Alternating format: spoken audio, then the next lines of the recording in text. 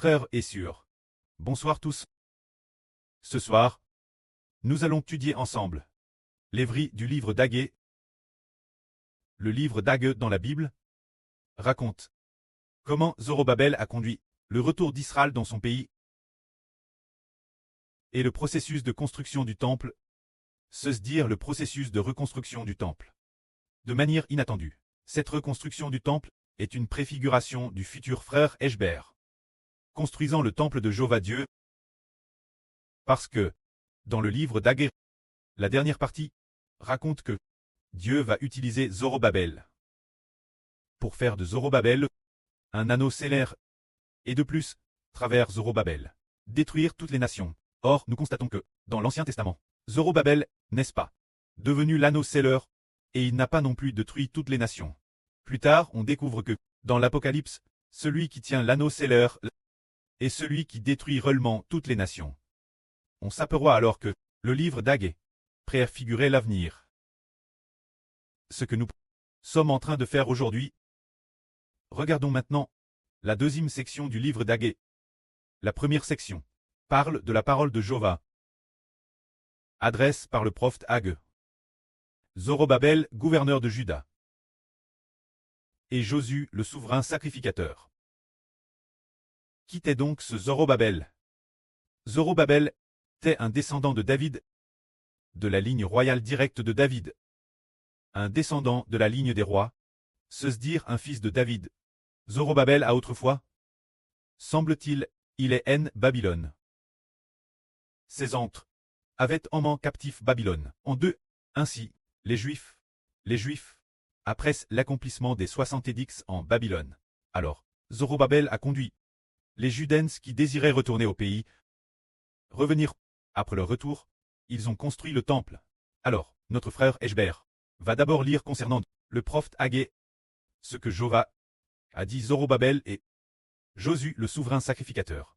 Par son intermédiaire, Eshber s'il te plaît lis. Ainsi parle Jéhovah des armes. Ce peuple dit, le temps n'est pas venu de reconstruire la maison de Jéhovah. C'est dire que les gens de Helpebok pensaient tous que le moment de bâtir le temple n'était pas encore venu. Alors, la parole de Jéhovah fut adressée par le prophète Agé en ces mots. Quand cette maison est détruite, est-ce le temps pour vous d'habiter vos demeures lambrissent? Ainsi parle maintenant Jéhovah des armes. Considérez attentivement vos voies. Vous semez beaucoup et vous recueillez peu. Vous mangez et vous n'êtes pas rassasiés. Vous buvez et vous n'êtes pas désaltères. Vous êtes vêtus et vous n'avez pas chaud. Et celui qui reçoit un salaire le met dans un sac. Trou. Ainsi parle Jéhovah des armes. Vous devez réfléchir vos voies. Montez la montagne, apportez du bois. Et bâtissez la maison. Jen aurait de la joie. Et je serai glorifié. C'est Dieu qui parle par le prophète, demandant aux Juifs retour au pays, de réfléchir, et réfléchir quoi. Dieu dit, vous devez réfléchir, et réfléchir vos voies. Vous semez beaucoup, et vous recueillez peu. Pourquoi semez-vous beaucoup, et recueillez-vous peu? Et puis, Dieu dit, vous mangez et vous n'êtes pas rassasiés. Vous buvez et vous n'êtes pas désaltères. Vous vous vêtissez, et vous n'avez pas chaud. Le salaire que vous gagnez est comme de l'argent, mis dans un sac trou. Ah, pourquoi tout ce que l'on pose de tous les fruits du travail semble très comme s'il n'y avait pas de récolte? Pourquoi? Après le retour des Juifs, ne mangent-ils ni ne boivent leur faim, ne mangent ni ne boivent satit, ne se réchauffent pas, et semaine beaucoup, pour récolter peu. Pour quelle raison est-ce? Dieu dit, vous devez réfléchir vos voies. Quelle voie? Dieu dit, montez la montagne, apportez du bois. Et bâtissez la maison. Jen aurait de la joie. Et je serai glorifié, c'est parce que les Juifs de l'époque n'avaient pas repris le temple. Ils étaient digés de retour, mais ils n'ont pas repris le temple et ils n'ont pas bâti de temple pour Jéhovah. C'est pourquoi Jéhovah ne les a pas bénis, faisant que tout ce qu'ils faisaient ne soit pas béni. Alors, l'Ancien Testament parle de bâtir le temple, le Nouveau Testament, que bâtit-il comme temple? Bâtir Aujourd'hui, le frère Haber a composé un chant disant « Nous déclarons au nom de Jésus-Christ que nous voulons bâtir le cantique de Mose et de l'agneau comme temple, afin de plaire Jéhovah par cela, et que par cela, Jéhovah soit glorifié. » C'est-à-dire, nous bâtissons des louanges comme temple, c'est-à-dire bâtir le cantique de Mose et de l'agneau comme temple, alors Dieu par cela sera glorifié. Et par cela, il y prendra plaisir. Dans le livre du prophète Saé, Jéhovah Dieu dit ceci. Dans la suite des temps, la montagne de la maison de Jéhovah sera fonde sur le sommet des montagnes, elle s'élevera au-dessus des collines, et toutes les nations y afflueront vers cette montagne. Le sens de cette phrase ici est « Quand le monde de Satan arrivera à sa fin, la montagne du temple de Jéhovah, ce qui signifie qu'il y a le cantique de Mose et de l'agneau, ce qui signifie ce royaume de louange. La montagne du temple est le royaume de louange. Alors, quel genre de temple est-ce? C'est celui qui a le cantique de Mose et de l'agneau.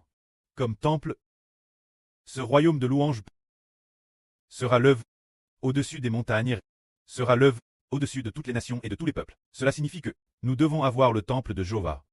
Et ainsi, ce royaume sera alors l'œuvre au-dessus de toutes les nations et de tous les peuples.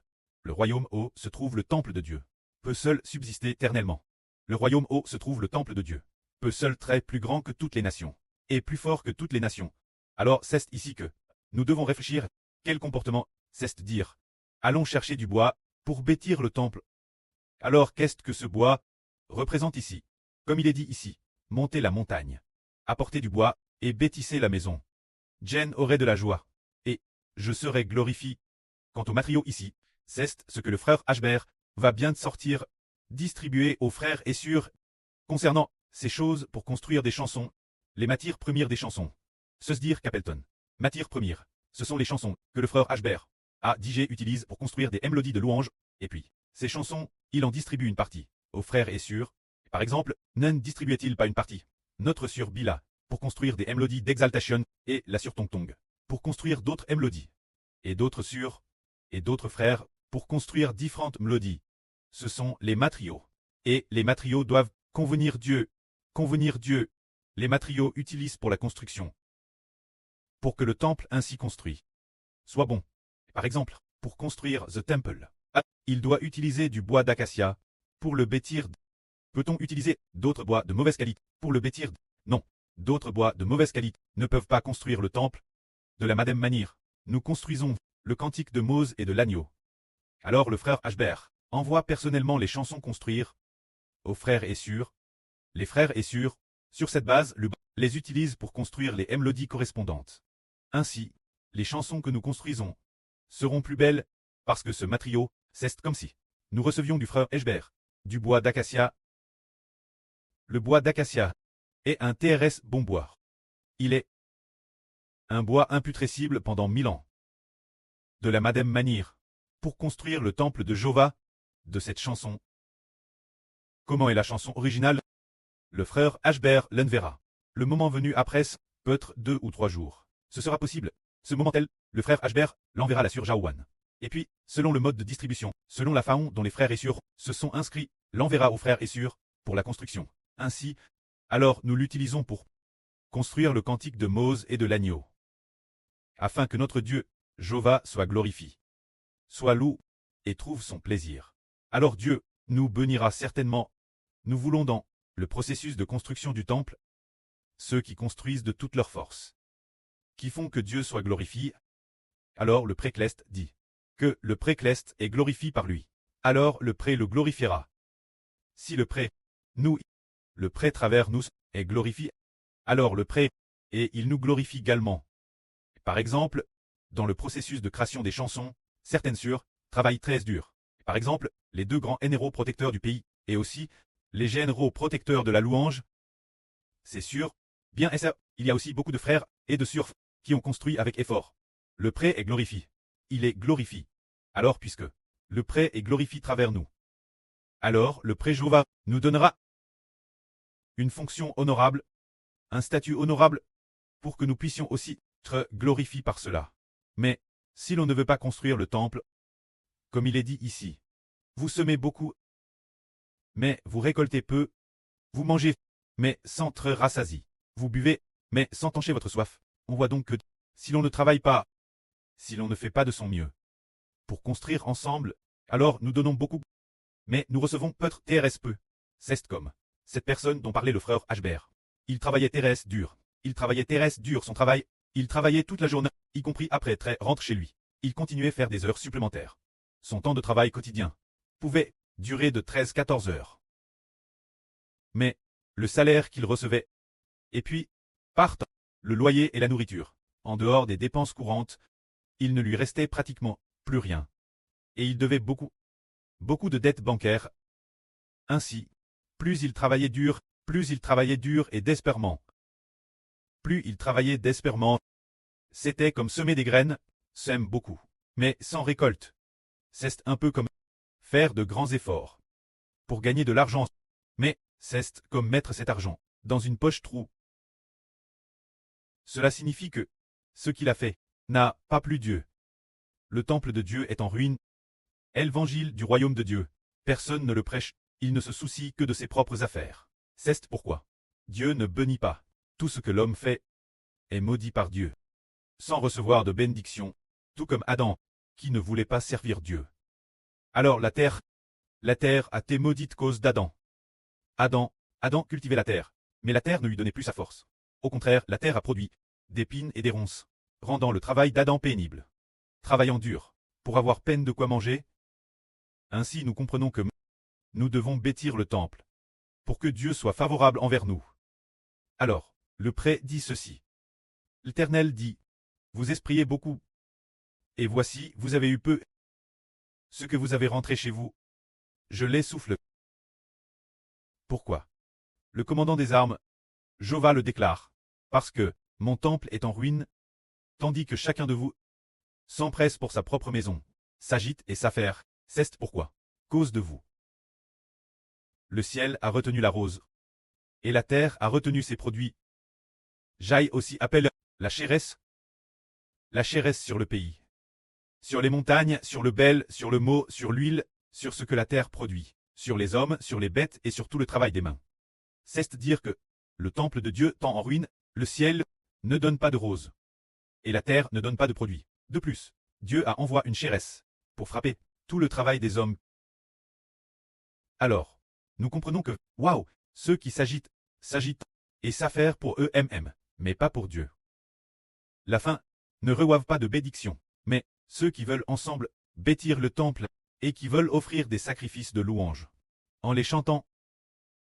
Dieu, alors Dieu est glorifié par nous, et le Seigneur Dieu nous élève, afin que nous aussi, en louant le précleste Jova, et en louant le Seigneur Jésus-Christ, soyons glorifiés.